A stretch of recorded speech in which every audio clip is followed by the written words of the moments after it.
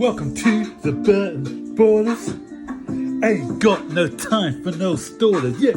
We are the risers, we're not the fallers. Our channel is growing wider and taller. Yeah, we're here to give you the news about your dear beloved Blues, yeah. So if you like this YouTube channel, like, subscribe and turn on that bell. Yeah.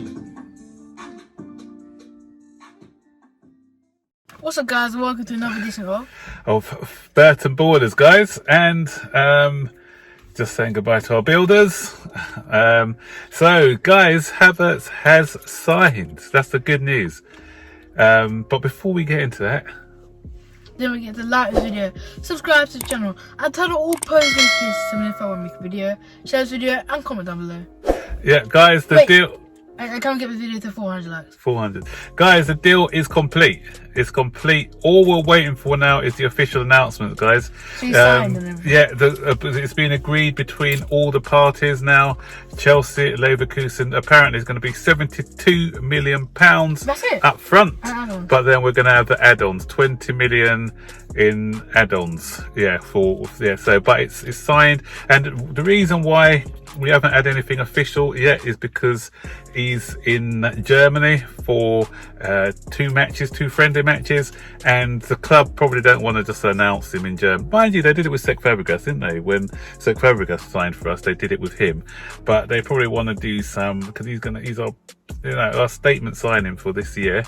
So I think they want to try and do something sexy to introduce him, guys. So you can relax, guys. He's signed, but we're just awaiting official confirmation from the club. So it's at the club now as to when they want to introduce him to the fan base. So you have to wait a little bit longer for that, guys. But you can relax. He's ours. He's ours. But so, because of that signing, obviously it's brought excitement, because not only him, all the other signings that we've made this season. So we're going to do a quick run through. Since Abramovich has been around, we're going to do something called rate this transfer window, because we've had some good, bad and indifferent windows. So anyway, so let's rate the window since Abramovich took over. So when he first took over, then he came in with a bash, and it was quite funny because David Dean, who was the chairman of Arsenal then, said, oh, he's just coming in firing these Russian rubles at everyone, because you know what, money was no object. He said, you know, I'm going to take Chelsea to the top, and that's before financial fair play. So that's when Chelsea now. Yeah, he's a Chelsea supporter now. He wasn't then. He just wanted to buy a London club, and we were the lucky ones to get his money. So he came in before financial fair play. He can get who he wanted. So he came in. He bought Glenn Johnson. This is before your time, Zane, so you wouldn't know who I'm talking about. Oh, Glenn Johnson. Before you weren't born yet. So it's Glenn Johnson, a guy called Jeremy from Real Madrid for 7 million. Damien Duff for 17 million. Wayne Bridge. I actually know who Damien Duff is, though. Yeah, and Wayne Bridge you've heard of, I think. Juan Sebastian Veron we bought from Manchester United for 15 million. Joe Cole. Is he Argentinian? Yep. Joe Cole. Yeah, Adrian Mutu. Mutu would have been a great player, but he was thinking more about the white lines that he snorts rather than the white lines on the football pitch. Adrian Mutu, yeah, he's a cokehead. He's a brilliant player, but yeah, wasted talent. Alexis Martin, Hernan Crespo, another one I thought was a fantastic buy, but his wife just couldn't settle in London. Oh, he did a video about that. Yeah, his wife couldn't settle in London, so that's why. But he would have been a brilliant play for us. Claude Makelele, he was so good they named a position after him. And Scott Parker, who's now the manager of Fulham. Yeah. So that was a fantastic window, guys. We spent in total 121.3 million as Roman Abramovich introduced himself. He wanted the likes of Thierry Henry and some big name players back then, but the other clubs refused to sell. So that was a great window, and it propelled us to where we were. This was under Ranieri. We didn't quite win the league that season, but it took us on the road to success. So I'm giving that window a 9 out of 10 zone. The next year, the special one arrives, Mr. Jose Mourinho. Jose Mourinho comes in, and we get in. This is a 10 out of 10 window, definitely, because we bought Petr Cech, Paulo Ferreira, Aaron Robben. Oh, Kesman, he's the only one who failed, I think, in that one. Thiago, who was a good, steady player for us. Didier Drogba, Silver. you know about it. The rest is history with him. And Ricardo Carvalho and Jiri Jurisak. We had to bring in a Russian because he had to keep the Russian sweet by bringing in a Russian player, Abramovich. So for me, that was a 10 out of 10 window. Fantastic window for us that day, that year. And you know what? We won the league. For me, that was a 10 as well.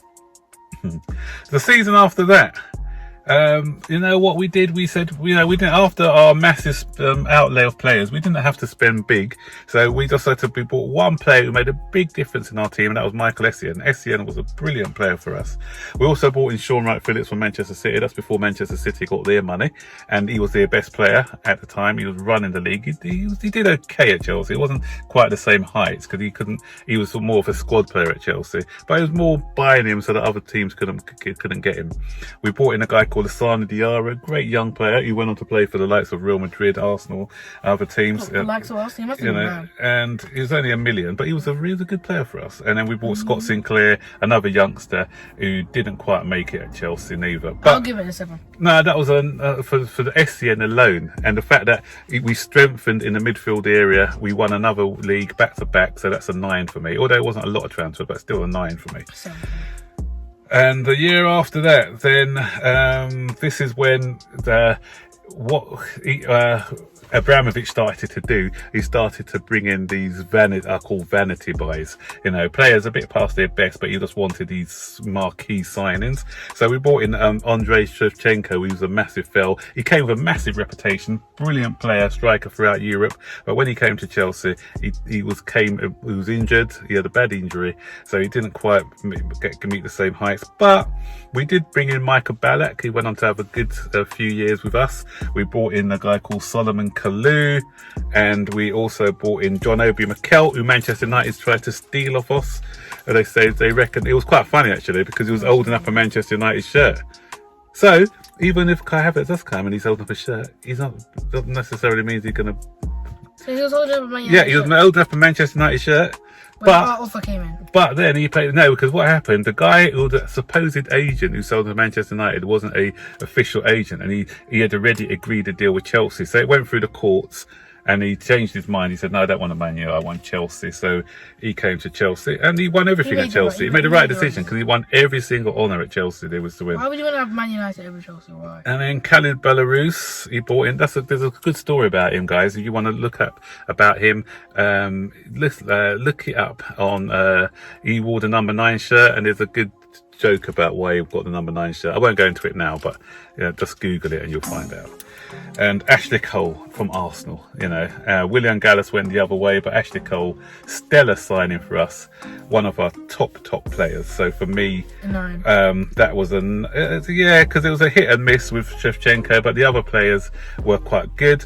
And we didn't go on to win anything that season. I'll give that one an 8 out of 10. So we had some hits and we had some misses. So guys, that's it for the first part of this series. We're going to do it in 3 parts. We don't want to bore you by making it too long. So we'll do the next part in tomorrow's video. So this is the rate this transfer window part 1. So guys, please like, subscribe, and turn on all post notifications so you'll be notified when I make a video. Share this video and comment down below. Please get this video to 400 likes. Everyone who views this, just like this video, please. Yeah, thank you, and thanks for all the subscribers. We appreciate you. You're growing channel. So spread the word, guys, and we'll see you later. Bye bye.